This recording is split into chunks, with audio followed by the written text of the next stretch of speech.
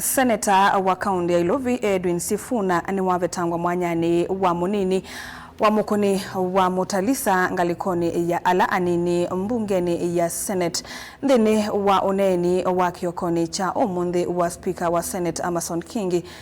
Sifuna niwatangaaswa Kuvetwa Mwanyani wake na kwoswa ni Seneta wa Migori Eddy Oketch kikiuka itina wa molo tokumwa ni ndongo ya ainge mbungeni ya Senate Steward Amadzayo onuwe vuma Seneta mangwatanio ya azimio matongo weni Seneta Godfrey Osotsi ni maliana na itambe undu mwaka mweu kutuelesea.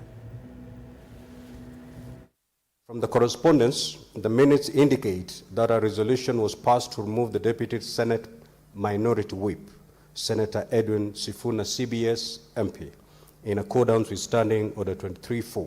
Seneta wa kaunti ya Ilovi Edwin Sifuna ni wangudhulu kuma Mwanyani wake wa munini wa mukuni wa mutalisa kwa ngaliko ya anini Mbungeni su. Navala Seneta wa Migori Eddy Oketch wosa mwanya usu. Ndini walivoti ila ya somwa Mbungeni no ni Speaker Amason Kingi maseneta kuma chamani cha ODM ni matoisi kikalo ki mwanya. Navala matuye kuvetanga Sifuna kuma Mwanyani maimotola muti kwa kwema kusikumisia agenda yo. Order 23-7. Standing Order 23-7 provides as follows.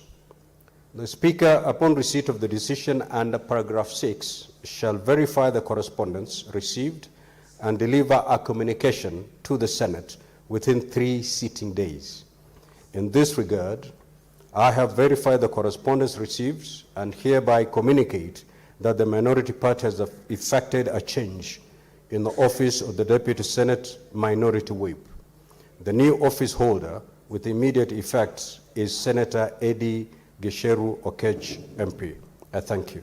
Amwe mama Seneta mangaliko ya uli matongwe ni Seneta wa kaondi ya Figa Godfrey Osotsi ni matula muti utongwe wa ODM kwa kuyetikila kulikililwa ni silikali nene na kuvindwa utongwe Mbungeni no mateo kwenye maseneta on the maulei. We are not insisting on Sifuna remaining as a whip, but we are concerned that a House of Parliament can be micromanaged by State House. That President William Ruto can convene members of a party to State House together with their leader and direct them what to do in terms of removing Sifuna from his position. This is a precedent that is not right for this country. What was done yesterday is wrong and unacceptable. Sifuna has been removed unlawfully, and this gives Sifuna even mileage to continue leading in Linda Mwananchi. And Sifuna, I want to encourage you and tell you, even being removed in that position gives you better opportunity to continue fighting for the citizens of this country.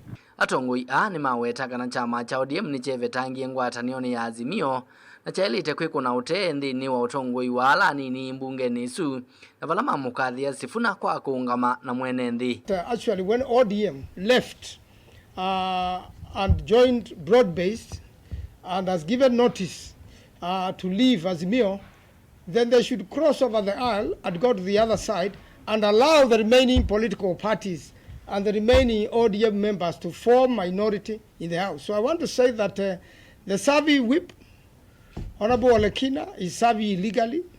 The Savi leader of majority who presided this, Honorable Mazayo, is Savi illegally.